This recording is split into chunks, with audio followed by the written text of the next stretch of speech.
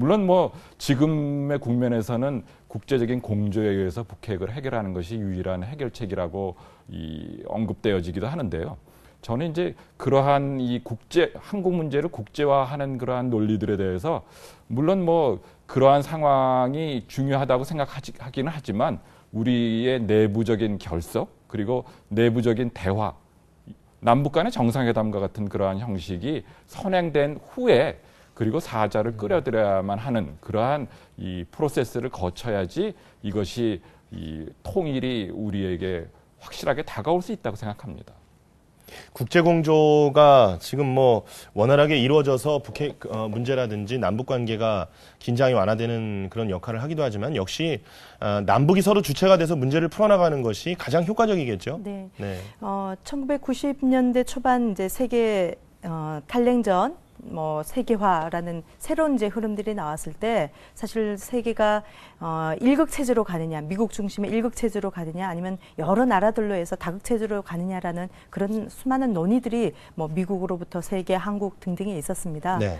근데 이제 당시에 상당히 우려했던 목소리 중에 하나는 중국이 커 나가는 것을 보면서 2010년 내지 2020년쯤이 되면 세계에 또 다른 신냉전이 오는 것이 아닌가라는 상당히 우려의 목소리가 있었고, 지금 상황이 사실 그걸 설명을 하고 있는 거 아닙니까? 중국의 이제 거의 경제적으로 세계 2위를 이제 바라보고 있으면서 중국도 지금 중국 학자들하고 교류를 하면서 지금 스스로는 이제 과거에는 동아시아라는 논의를 하다가 이제는 중국은 동아시아 논의가 없습니다.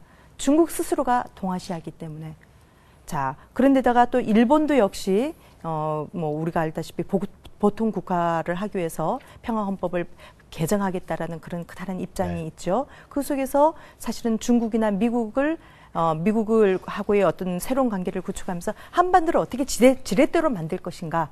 특히 이제 일본의 입장에서는 북한을 어떻게 자신들의 어떤 하나의 희생양으로 삼아서 자신들이 보통 국가하고 평화헌법을 구조를 특히 바꾸는가 하는 그런 중요한 어떤 이제 하나의 믿기면 믿길까요? 하나의 의제거리를 만들어 왔던 것을 지난 10년 동안에 우리가 볼 수 있습니다. 그 속에서 이제 한반도 정세는 사실은 남북이 분열되면 분열될수록 주변 4개국들한테는 자신들의 이해관계를 채울 수 있는 중요한 조건이고, 그것이 한반도의 차라리 분단의 현상 유지가 4대국 주변국들한테는 자신들의 어떤 이해관계를 새롭게 구현하는데, 또한 한반도의 신냉전을 통해서 자신들의 어떤 경제적 입장, 정치적인 발언권들을 더 키워나가는데 중요한 어떤 지렛대가 되고 있는 것을 우리가 볼 수 있습니다. 한반도만이 아니라 지금 아프리카나 중동 지역에서도 이런 강대국들의 그 각축이 상당히 좀 중요한 어떤 흐름들을 보이고 있잖아요.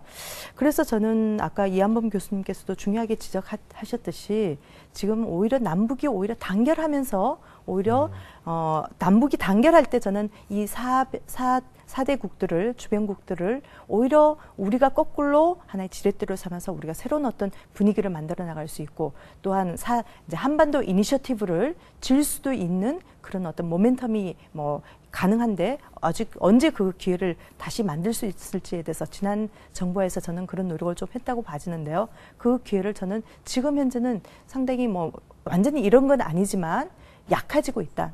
그 남과 북이 지금 별도로 자신들의 어떤 주도권이나 입장들을 취하고 있는 것이 아닌가라는 그런 우려감들이 오히려 한반도의 새로운 냉전, 신냉전이라는 그런 체제로도 세계사와 같이 가는 것이 아닌가라는 우려. 그 속에서 우리가 이제 남북의 당국자들이 좀 더 지혜로워져야 할 때다. 그래서 제 생각에는 북한의 어떤 김정일 체제의 문제, 건강의 문제, 체제의 붕괴의 문제, 이런 문제들에 대해서만 우리가 주목할 것이 아니라 북한이 유사한 어떤 경우의 변수가 생길지라도 우리 정부가 좀 더 주도를 해나가면서 한반도를 한반도의 기조로 끌고 가기 위해서 지금 정말 지혜가 절실할 때라고 생각합니다. 국제공조와 국제협력을 사실은 많이 역설을 하고 있지만은 사실 각 나라의 이익이 가장 중요시되는 그런 세계의 현실이기 때문에 그래서 더 우리의 주체적인 역량으로 북한과의 관계를 모색하는 것이 효과적이지 않을까 싶은데요. 지금 이제 중국과 미국의 그 입김이 점점 거세지고 있기 때문에 신냉전이 오는 거 아니냐 지금 말씀을 하셨는데 사실상 중국이 뭐 천안함 사태와 관련해서도 변함없는 북한과의 우방임을 강조를 했고 그리고 또 북한의 경제적인 지원을 지금 많이 해주고 있는 상황 아닙니까? 이런 그 중국이 점점 힘을 얻는 상황에 따라서 남북 관계가 더 어려워질까요? 어떻습니까? 황 의원님 보시기에는. 중국의 입장은 우리로서는 고마운 면도 있고 우려되는 면도 있죠. 예. 고마운 면이라는 것은 중국이 당분간 국내 문제, 내부 문제 때문에 결코 동북아의 혼란이나 어떠한 사태를 원하지 않는다는 점, 이것이 아마 북한으로서도 전쟁과의 거리를 두게 하는 가장 큰 우리로서는 고마운 역할이라고 보겠습니다. 다른 한편으로는 이 중국은 어디 거잖아. 북쪽은 자기네 지배하에 영향력 아예 둔다는 그 점에서는 우리가 남북끼리 뭐 하고 싶어 할 때에 하나의 원심력으로 작용할 수가 있다.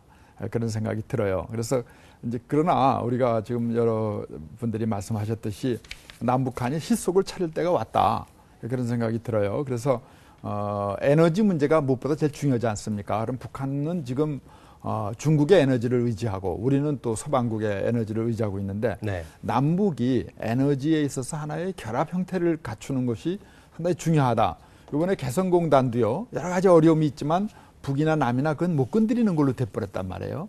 그와 마찬가지로 예를 들면은 남한 측에서 북한에 전력을 공급해 준다든지 북쪽에서 상당한 천연 자원이나 또 지금 강 의원님도 말씀하셨듯이 어떠한 가스관 같은 것을 설치해 놓으면은 남북이 최악의 상황은 서로 못 건드리게 되는 어떠한 북은 자꾸 지금 핵을 가지고 그걸 지렛대를 삼으려는데 저는 핵은 너무 위험하니까 솔직히 충고를 하고 싶은 것이 북한도 핵으로는 가시지 말고 북한이 에너지로 서로 지렛대를 삼고 하나의 약점을 하나씩 갖고 있다 그럴까? 강점과 약점을 서로 논아 가지면은 남북은 전쟁까지는 가지 않을 것이다. 그렇게 저는 생각을 합니다. 네, 에너지 협력에 대해서 중요성을 강조를 해주셨습니다.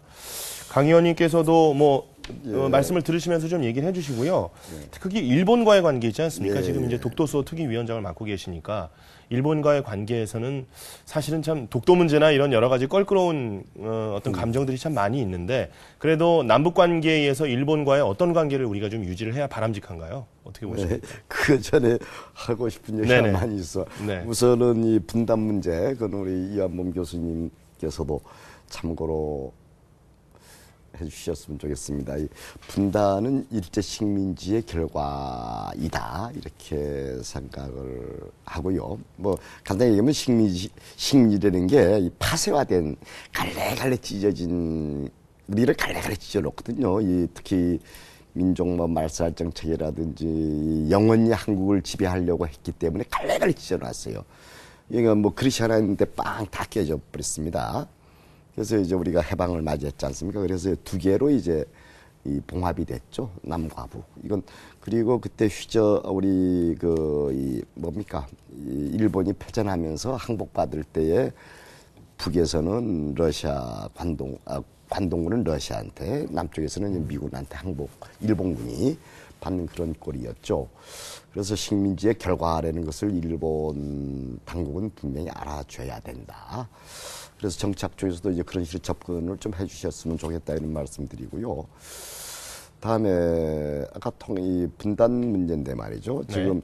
과거보다는 참 호조건이라고 생각을 합니다. 과거에는 이제 러시아하고 소련하고 미국이 대치 상황 아니었습니까? 그래서 한반도를 갈라놓고서 완충지로 하면서 직접적인 대결을 피해 나가는 우리가 이용당한 냉전 체제 속에서 이용당한 속에서 분단은 지속되어 왔다 이렇게 생각을 하는데 지금 중국의 입장은 조금 다른 것 같아요.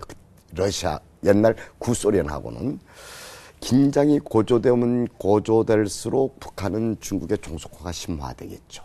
힘을 빌려야 되니까. 그런데 그 아울러서 북한은 더욱더 이 핵무장을 하려고 하겠죠. 그런데 그것은 중국이 바라는 게 아니거든요. 자, 북한이 이제 핵 보유를 하게 됐을 때는 일본이 아니할 수가 없습니다. 지금 전 이 지구촌 차원에서 핵 폐기 운동이 되고 있지 않습니까? 그런데 저 북한이 해보십시오. 그다음에 북한의 그 핵 보유한다는 것은 우리 남한에도 위협입니다. 중국에도 위협이거든요. 네.